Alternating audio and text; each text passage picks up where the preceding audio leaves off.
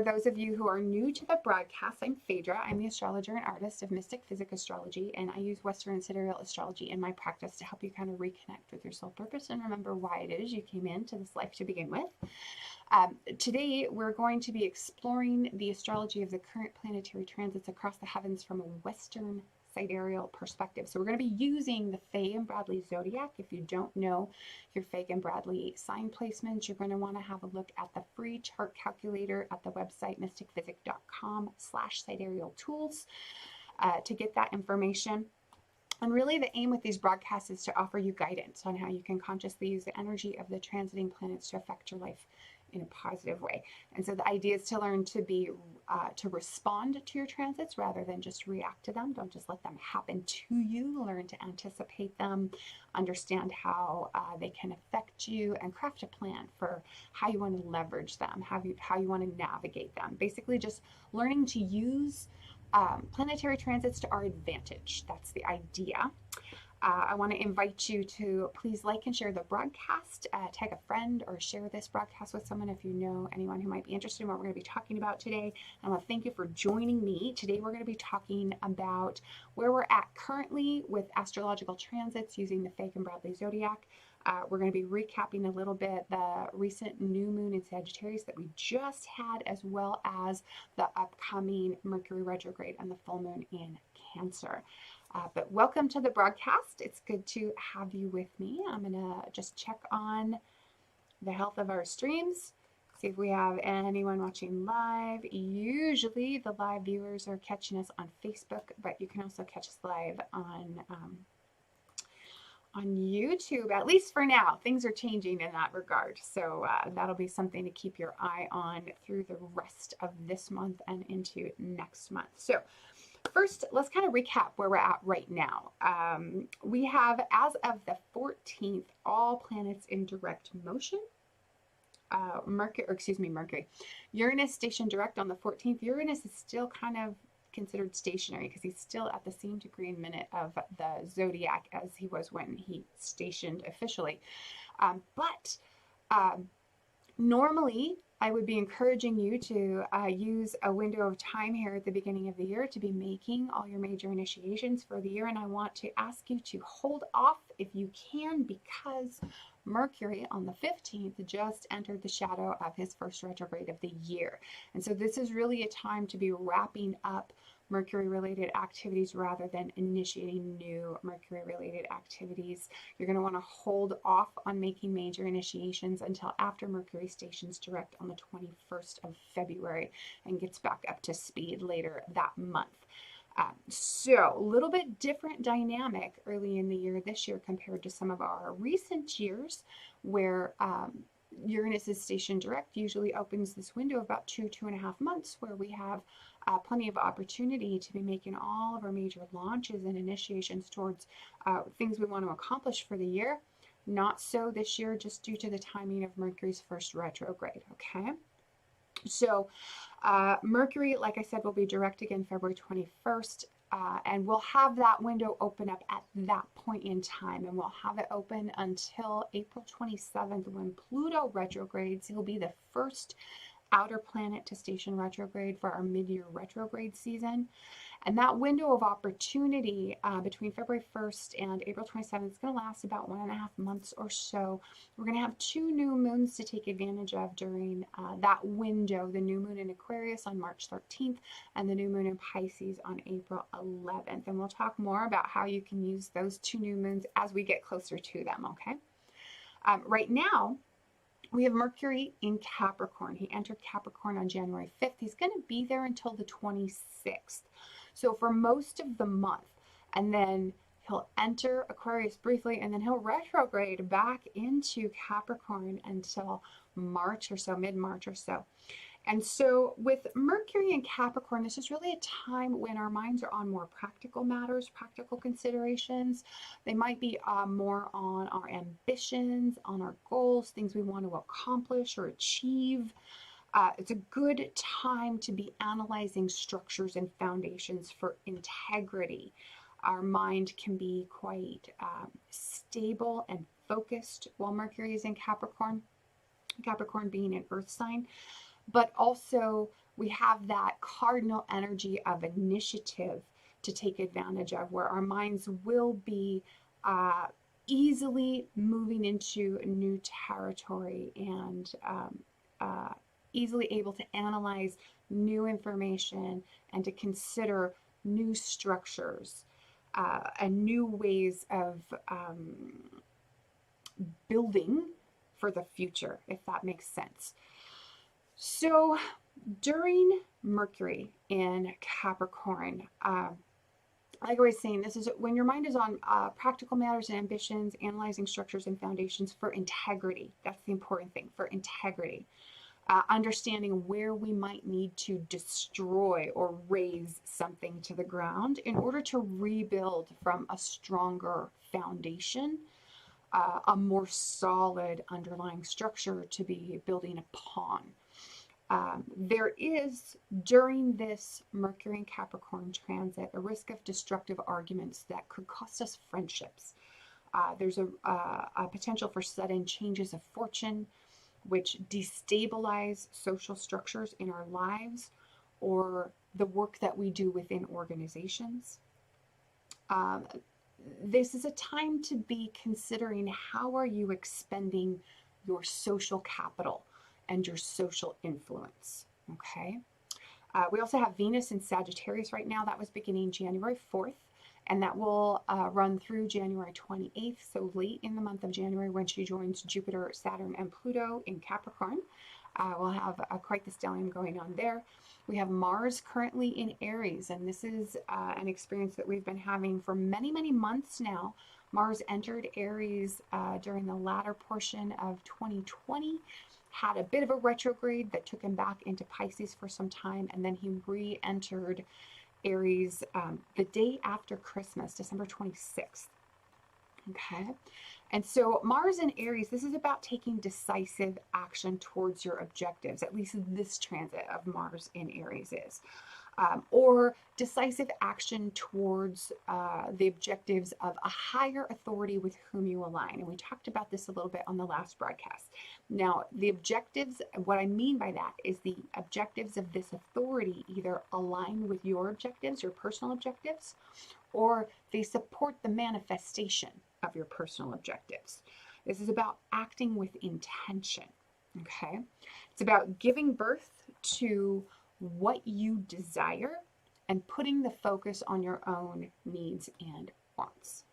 However, we've had, let's see what the date of this is. I don't have it in my notes. Mars squaring Saturn, and that just happened right around the time of the new moon in Sagittarius. And that Mars square Saturn that we just experienced really kind of underscored the need for those objectives to be focused on the long term, right? Not the short term, not short-term rewards, but long-term rewards, okay? So this is about building or rebuilding solid structures from firm and stable foundations, just like the Mars and Capricorn, or excuse me, the Mercury and Capricorn transit is describing as well, rather than focusing on short-term aims or short-term satisfaction, okay? So don't be sacrificing the long-term goals for the short-term aims, okay? Now, Mars squared Saturn on the 13th. I did have it right here in my notes. And then he's going to square Jupiter on the 23rd here. So coming up in about 5 or so days, 6 days. And so consider those two squares, Mars squaring Saturn on the 13th and then squaring Jupiter on the 23rd. Consider those the first tests, the first real tests of whether you're on the right path or building on solid versus shaky ground. Okay? This is a time to be assertive, but not necessarily aggressive, okay? We need to embody Martian energy in a healthy and productive way rather than in an unhealthy and destructive way, okay? We have Jupiter in Capricorn. Of course, he re-entered Capricorn November 25th. This has been ongoing for some time. He first entered Capricorn on April 6th of last year, and he'll be in Capricorn until early April of this year. So we have a few more months of Jupiter in Capricorn. And this is a transit that describes really profound transformation and metamorphoses in your Capricorn house, whatever house that occupies in your own sidereal natal chart. This is a time when you want to be aiming for results and not being satisfied with appearances or perceptions. It's important to keep in mind that perceptions can be misleading and that they can be manipulated. Okay, so I would encourage you during Jupiter's transit of Capricorn to begin with dialogue and move towards truth. Okay, now remember that Jupiter is in fall in Capricorn, and so we're not experiencing his full supportive strength while he's in this sign, even though we may get some benefit from it. The way that Jupiter expresses when he's in fall can also have some negative fallout attached to it. So keep that in mind. There's such a thing as having too much of a good thing, right? So Saturn in Capricorn as well. This has been since January 31st of last year, and Saturn will be in Capricorn until late January 2023. So we have about 2 more years of this transit, and that'll make life challenging for folks who have Capricorn rising or who have their sun in Capricorn. Expect to be tested and challenged in the area of your life that is occupied by Capricorn in your sidereal natal chart. Whenever Saturn is transiting a sign, he's testing for weakness and showing us where we need to be following up on any unmet obligations or commitments that we still have outstanding. He's asking us to demonstrate maturity and self-discipline in that area of life. And so right now we're talking specifically about the area of life in your chart signified by your Capricorn house. We have the sun right now in Capricorn as well. The sun just entered Capricorn right after our new moon in Sagittarius, which was at the 29th degree. It was Anaritic new moon. No, was it? I'll have to double check. Maybe it was 28 degrees in a minute or so. I'll have to check that. There's so much activity going on at the late degree of Sagittarius lately that I get my degrees mixed up. The sun in Capricorn, though, from the 14th until mid-February. And so this is a time when we can be working really steadily and diligently towards the things that we want to achieve or accomplish in our Capricorn house. We just had, let's talk about some important astrological activity that has been relevant recently. We're still moving through the tail end of the late 2020 eclipse season. This is important to keep in mind. That eclipse season continues through mid-February, and our new moon in Sagittarius activated the solar eclipse in Scorpio that we had mid-December, December 14th. So for those of you who might have been affected by the eclipse in Scorpio, just note that you may have had news or events come up near the new moon in Sagittarius that reactivated those themes or brought you to the next stage or indicated further developments related to whatever that is concerning for you in your personal life. And if you need a refresher on that, please check out, I think I linked it in the video description below or above, depending on whether you're watching from Facebook or YouTube, a link to the broadcast that I did on those eclipses in November, December 2020 eclipse season, critical dates and degrees that you want to know about. And it's not just related to the degrees and the dates around eclipse season proper. I go into dates that you want to keep an eye on for a full 12 months after the eclipse if you happen to be personally affected by either one of those. And so if you need a refresher, watch that video for an in-depth look on the late 2020 eclipse season. Because I go into that, and that'll help you understand how to navigate the coming months, potentially up to a year. Okay. The new moon in Sagittarius that we just had, this was January 12th/13th, kind of depending on where you are in the world.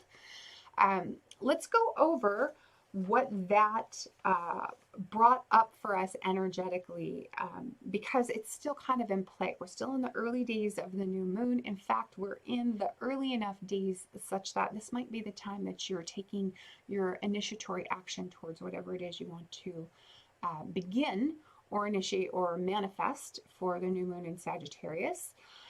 Although be careful because, like I said, we're coming up on Mercury retrograde, and so you want to be very, very strategic about how you make those initiations.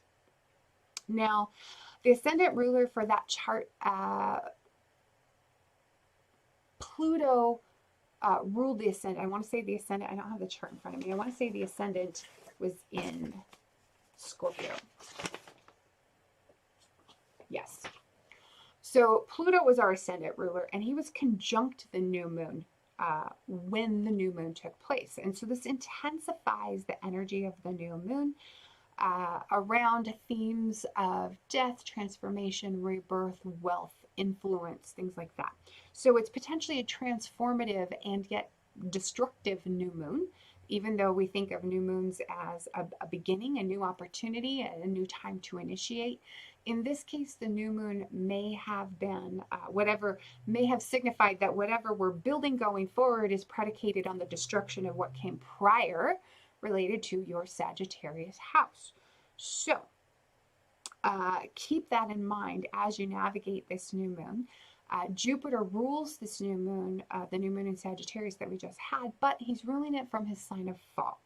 And so that does affect how we experience this new moon, makes it a little bit more challenging. Now, of course, Jupiter expands what he touches. That can be for good or ill. And in this instance, that expansion could bring an emphasis on or an expansion of the negative, the less beneficial, or like I said, an experience of too much of a good thing, which we all know that that's not necessarily helpful or enjoyable, right? Excess and extravagance can be downfall type expressions of too much or not healthy or not well placed Jupiter energy, if that makes sense. So Jupiter was squaring Uranus during that new moon. Hugely explosive and kind of insanely unpredictable dynamic that brings about. And I want to say, I did not put the date. Oh, that's exact today. That Jupiter square Uranus. So today is a good day to kind of keep an eye on and related to events or things that might come up that kind of harken back to the new moon in Sagittarius, if that makes sense, considering Jupiter, of course, is the ruler of that new moon. And so, like I said, this is kind of a hugely explosive or insanely unpredictable type of dynamic. We have Venus trine Uranus. Uranus, of course, representing this could be sudden good fortune or unexpected allies or altruistic instinct coming up in us.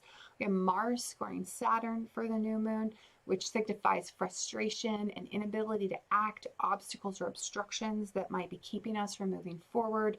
Or it might show where we're locked in conflict with something or someone in our lives. Now, Mars is approaching conjunct with Uranus, exact coming up in a few days on January 20th. And this could bring about explosive violence type of energy, especially where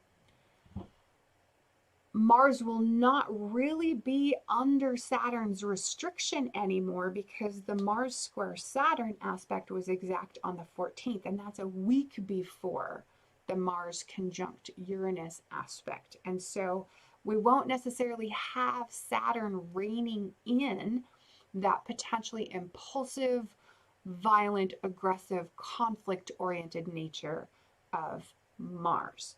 And so that could not be as favorable as we move into the 20th because there's nothing to kind of temper that explosive urgency that is the Mars conjunct Uranus energy.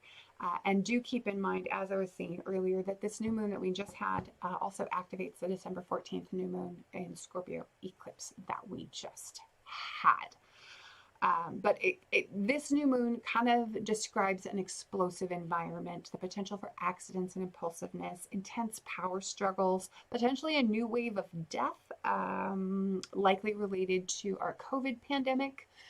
It specifically describes the experience of going through hell, literally, death and rebirth, complete transformation.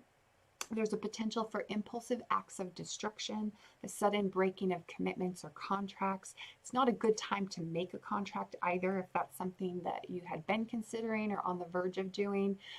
Making or breaking of agreements in the aftermath of this new moon could affect one's social status.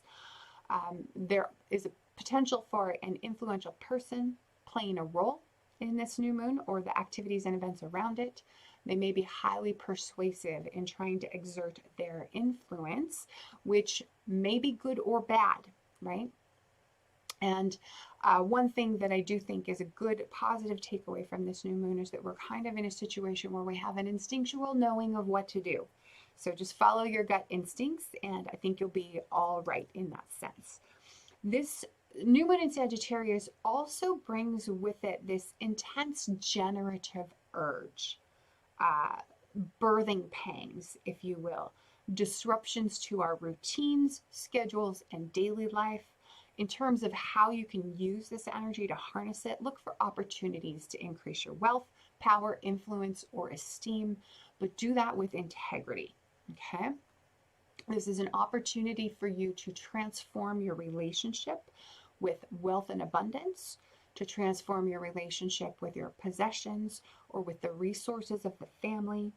It's an opportunity for you to transform your self-esteem and to give birth to a new system of values or to give birth to a new family. So for instance, creating a family of your choice rather than the family of your birth, which we very rarely have choice about, right? Like we don't get to choose what family we're born into unless we're choosing it, you know, from the perspective of before we're born, right?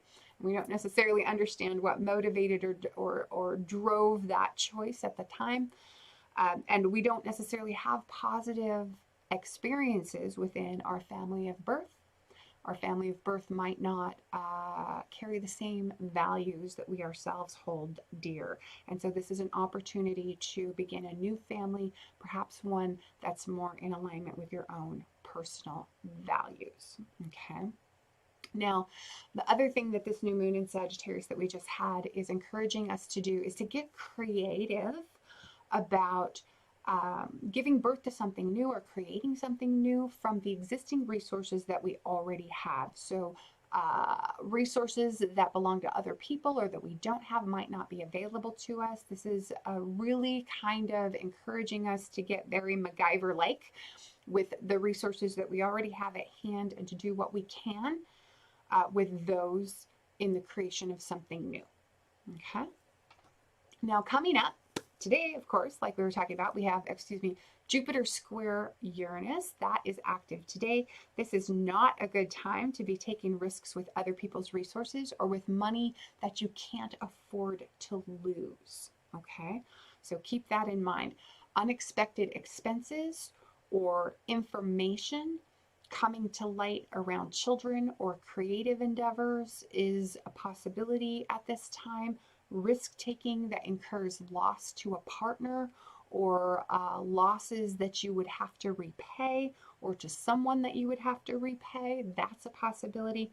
Or there's another way that we can experience this square, and that could potentially be a wound, like a psychological or an emotional wound that goes straight to the heart or straight to the heart of a matter or shakes the foundations.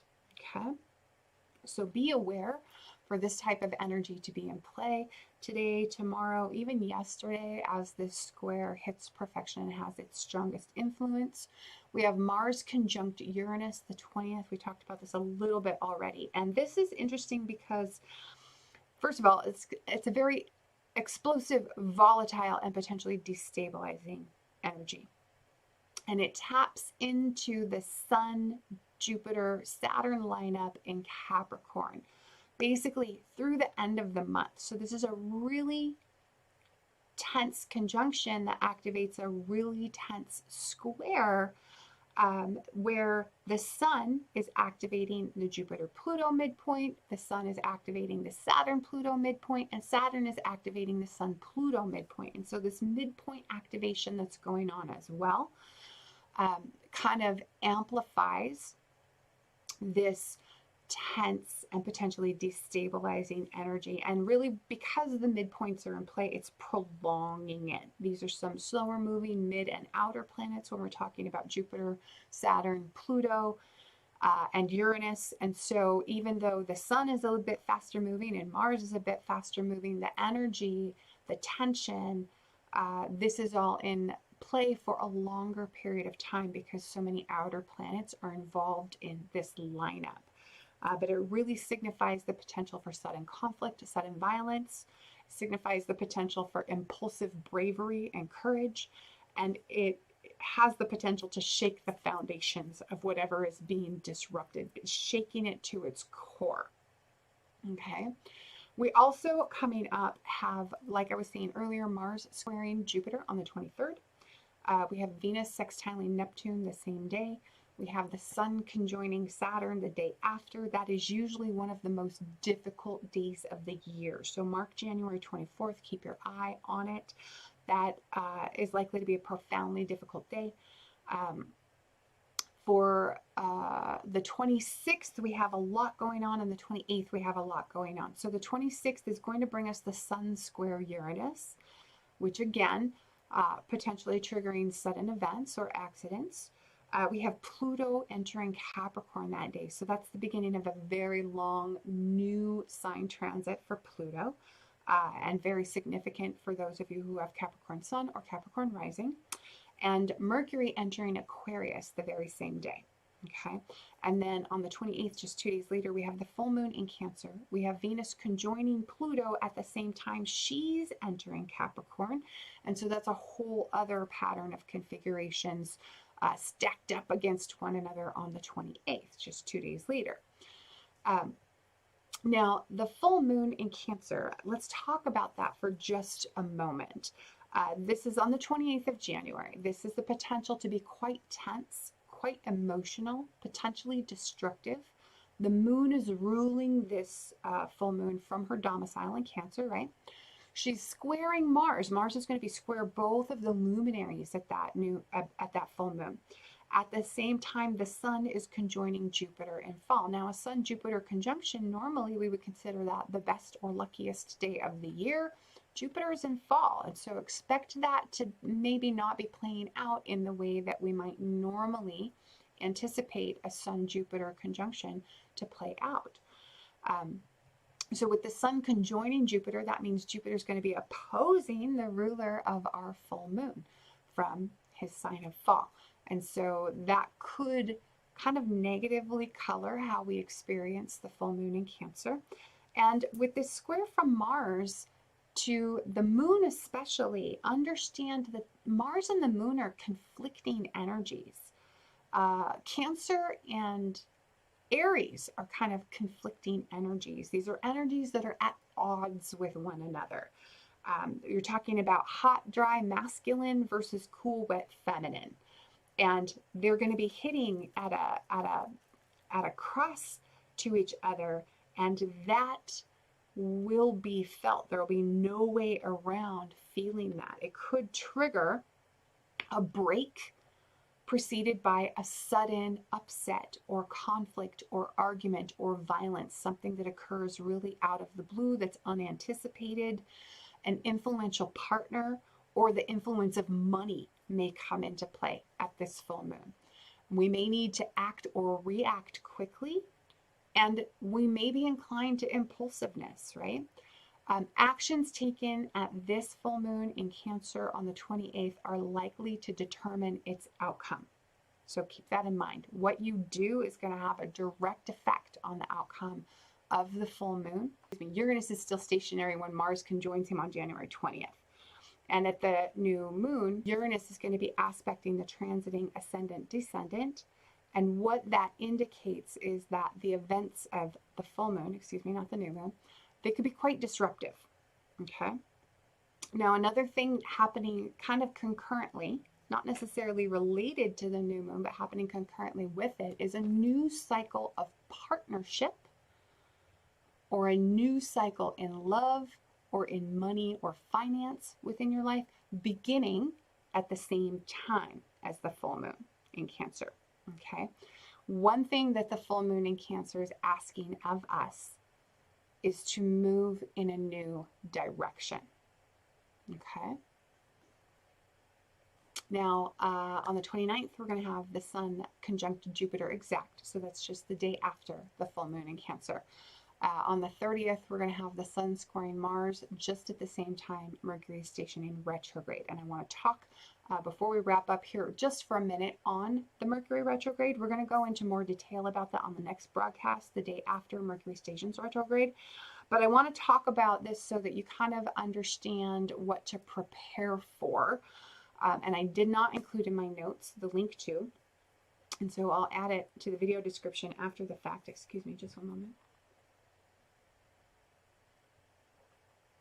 I did not include a link to the Mercury retrograde survival guide, which is a blog post that I wrote that's available on mystickphysick.com that explains to you what you need to know about navigating Mercury retrograde cycles and preparing. And so that's really relevant right now because we're moving into the shadow. Now is the time when you want to be thinking about, how will I use this retrograde period? How do I want to prepare for it? And getting things kind of ready. This upcoming retrograde that begins on the 30th of January, most of the retrograde will be Mercury backtracking through Capricorn. He's going to move into Aquarius on, I think we said the 26th. So he's going to be there just a few days before he stations retrograde and then moves back into Capricorn. So February 3rd is when Mercury will be moving back into Capricorn. And he'll stay there until well after he returns to direct motion. He'll be in Capricorn until March 12th when he moves back into Aquarius after he stations direct on February 21st. And so he'll move back into Aquarius right before the new moon in Aquarius, which takes place on March 13th.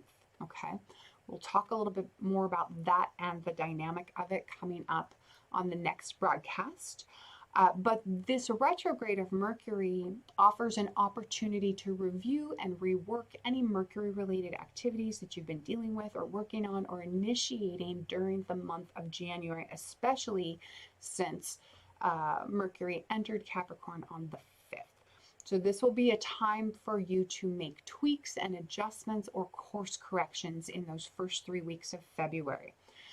Tweaks, adjustments, course corrections, and an opportunity, remember, of course, with Mercury, to reconcile with those with whom you may have had a falling out, especially since he first entered Capricorn Jan 5th. Remember earlier in the broadcast, we were talking about how the Mercury transit of Capricorn, and actually let me scroll back up to those notes so that I can recap them properly. The Mercury transit of Capricorn potentially bringing a risk of destructive arguments that cost friendships or that destabilizes social structures or has a cost in terms of social capital or social influence. And so if that's been your experience of Mercury in Capricorn, you can potentially use this retrograde coming up in February to reconcile with those folks who might be involved in your life with that dynamic and how it plays out. So do keep that in mind. You have an opportunity to go back and kind of fix things with people, and that can be beneficial depending on what you need to do and what your intentions are and who those folks are, what is the nature of your relationship with them. Okay. Now, this retrograde of Mercury is also going to take him back into conjunction with Jupiter on the 14th of February and on the 5th of March once Mercury returns to direct motion. So keep those things in mind as well. We're going to have 2 more Mercury-Jupiter conjunctions coming up because of his retrograde. But like I said, we're going to talk about all that and more coming up on the next Sidereal Insights Astro Update broadcast, which will take place Sunday, January 31st at 1:30 p.m. Mountain Time. And that will be taking place on the Mystick Physick Astrology Patreon feed. And so join me there. It will be broadcast open to the public, so please feel free to join me live on Patreon for the 31st. That's going to be our very first broadcast from Patreon. I'm excited about that. And a lot of announcements for you today. So you might be noticed I'm doing the Sidereal Insights Astro Update on a Sunday and not a Monday, and that's going to be how it will be going forward. It'll be a Sunday broadcast for those of you who are joining me on the Patreon platform. For those of you who opt not to join me on the Patreon platform, you'll have access to the Sidereal Insights Astro update a day or two after the live broadcast on Patreon going forward once that launches in full. So join me at patreon.com/Mystick Physick. Also, if you prefer a podcast format, these broadcasts are now also available on anchor.fm/Mystick Physick. You can listen to any of these broadcasts as a podcast on your favorite podcasting platform. And of course, feel free to follow Mystick Physick on Facebook, to subscribe to the YouTube channel so that you don't ever miss a broadcast. Support us if you would on Patreon. That's not fully launched yet, but there are 3 different membership tiers that you can subscribe to support the broadcast on Patreon. And the higher the tier you choose, the more fun goodies and freebies you get. And then also, just so you know, the 2021 Ultimate Astrological Planner is now available at mystickphysick.com/2021. You can order your copy anytime. It comes in an executive planner or in a full day planner format, and it's available in tropical, Fagan Bradley, or Lahiri Ayanamsha. So, an expanded selection for you this year. I want to thank you all for joining me on the broadcast today, and we'll see you all again next time.